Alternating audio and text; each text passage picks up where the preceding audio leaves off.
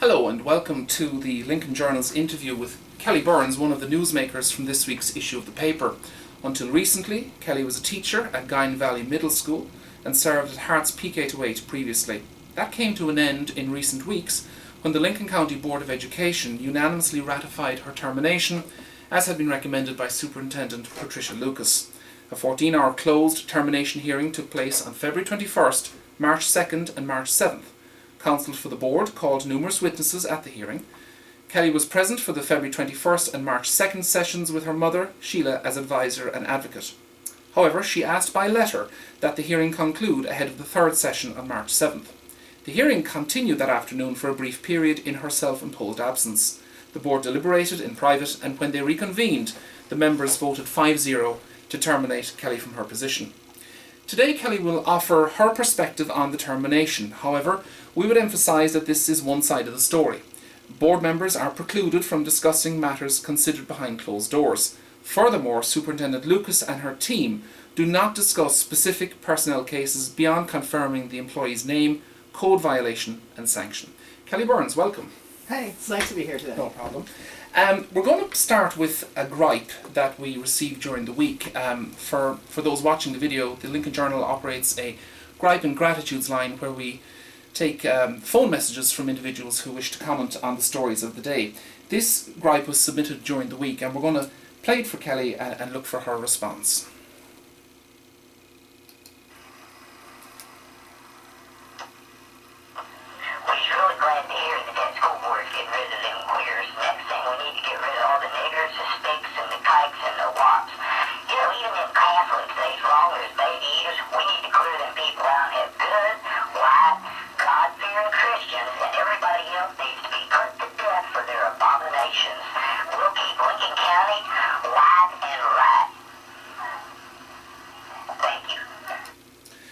Kelli, you've talked in the paper to us about prejudice, bigotry, the attitudes of some in Lincoln County.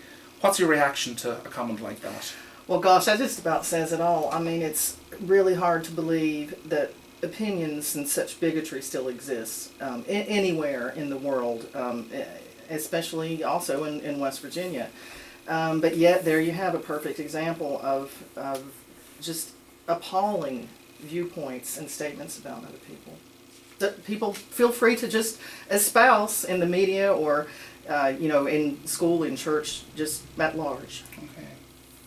Just for some background, your own route to teaching was not traditional. Could you tell us how you became an educator in Lincoln County?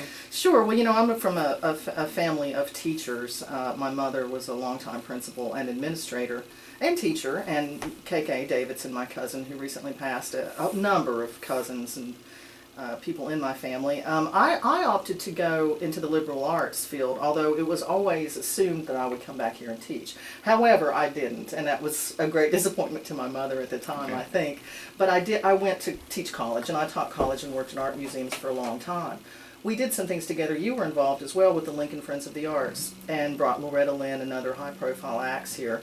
And we worked a lot with the Board of Education. We brought the String Symphony Quartet.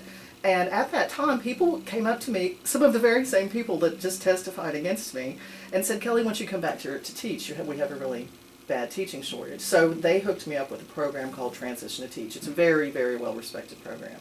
Okay. We've received positive comments, we've received negative comments. I'm going to read one of the more negative ones towards you, first of all. This was submitted to our website. The person writing it said, I have read these comments and I wonder how many of you have had students in Miss Burns' class. I for one have. I can tell you that I will go to court on behalf of the board because my child, who is a minor, has had nightmares over the stupid, idiotic things that Miss Burns has said and done to him. Who cares what her sexual orientation is? For 8 hours a day she is employed to teach children and take their safety into her hands. Guess what? That did not happen. She did unexcusable things. She had the boys to dress in prom gowns for a play. She showed them inappropriate pictures and material on her school-issued iPad. She told the students about accusations and lawsuits she was pursuing against other staff members. The list could go on for days. Now, the person submitting that comment asked to see evidence of, performance in the classroom, test scores.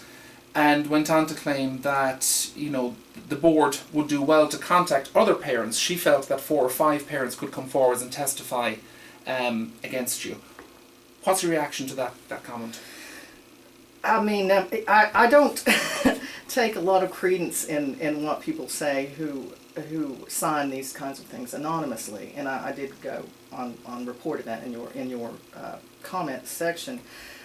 People who stand behind libelous and slanderous comments and don't have the guts to sign their name, I just don't see how you could find that testimony admissible. None of the negatives are true. I have a lot of positives, and we submitted a lot of things for the performance and test scores. I do have that in writing, and I'll be happy to provide that to you someday. Okay. Now, in earlier comments to the Lincoln Journal, you said this whole matter had started around the fall of 2011. Can you give us an overview of what happened in the time since then? Sure. I came to Lincoln County and had just an absolutely wonderful year at Hart's Intermediate when Belinda Toney was the head principal then, and worked with a variety of educators who have come forth on my behalf, written letters, offered to testify about my efficacy and even outstanding nature as a teacher. And we just had a wonderful year. I really didn't know a lot of those people. Some I had from my childhood, Phyllis Kirk and Carolyn Topping. And a woman I realized I had been friends with was the other English teacher, and we took both a traditional and a cutting-edge approach to teaching English, and we raised the test scores massively, working closely together with Mrs. Toney, Belinda, the principal, and other members of the team. In fact, we were commended by the board. I think you took the picture one day several years ago for the massive rise. For example, the 8th grade went from 23% to 39% on their standardized test scores, and that's a huge jump. Everything seemed to be going really well, and then a variety of older teachers told me, now watch out, when the schools merge, there'll be a lot of power issues, a lot of jockeying for power. And that was Hart's Intermediate and Hart's Primary coming together. Yes, okay. What a lot of people would call Aytonville and what the old Hart's High School was, the intermediate school. And the primary, and yes, indeed, that did in fact happen. It was very difficult. Power struggles, power plays, and the head principal became Debbie Dingus, and Belinda Toney was made the vice principal, which was a little come down. I think a lot of us really thought it would run a lot better if Belinda remained the head principal of the middle school and Debbie remained head principal of the elementary, because we were all used to working with each other. And Belinda was used to middle school. Debbie had never taught middle school. And in looking back, it was a real problem, and it led to a lot of these things spiraling out of control. The hearing itself and the 14 hours of testimony that you sat through, without getting into who said what were some of the highlights or lowlights from your perspective? There weren't a lot of highlights, I have to say. We appeared and saw an army of people in the back, all of whom we knew. They were central office workers or former principals or mentor teachers of mine. And at that moment, I think we all realized it was going to be a circus. It was going to be a dog and pony show to crucify me as a teacher. Mom and my mother, of course, represented me. We are still quite certain that the paperwork is not there to prove my unsatisfactory nature as a teacher.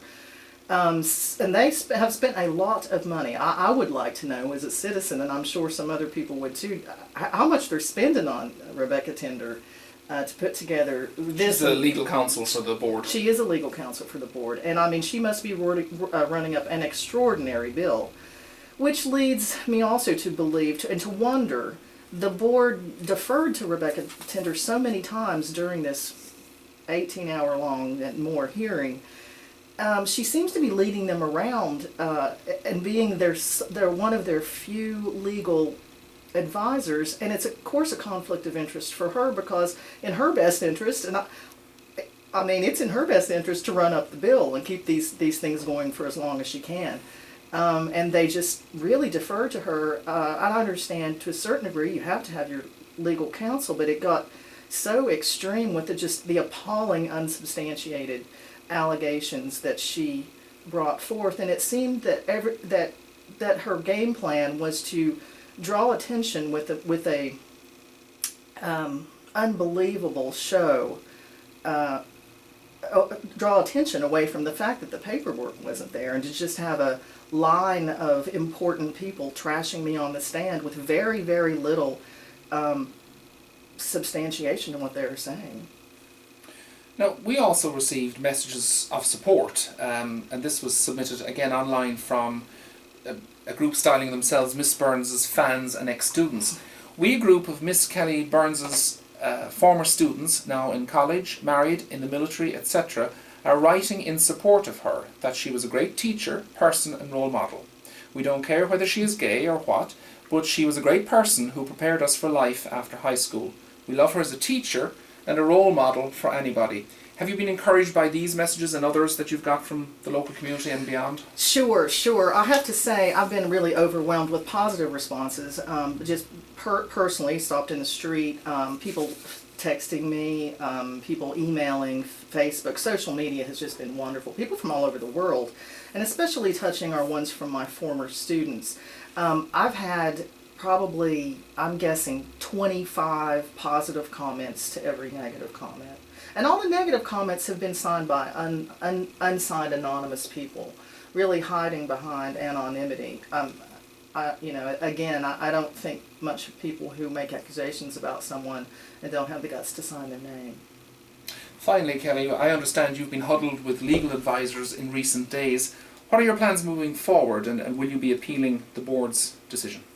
Yes, absolutely. We have already filed a grievance working with my new union representative in Charleston, which will go to the next level, level 3, I think, and we are in the process of filing a civil case. And finalizing what the best fit for legal teams will be. We're certainly going forward with this. It's appalling what has happened. Kelli Burns, thank you very much. That concludes our interview with Kelli Burns. Look for more on this story and other stories on newsstands Tuesday morning, in the mailbox Wednesday morning, and online Thursday morning at lincolnjournal.com. Thank you very much. Thank you, Sean.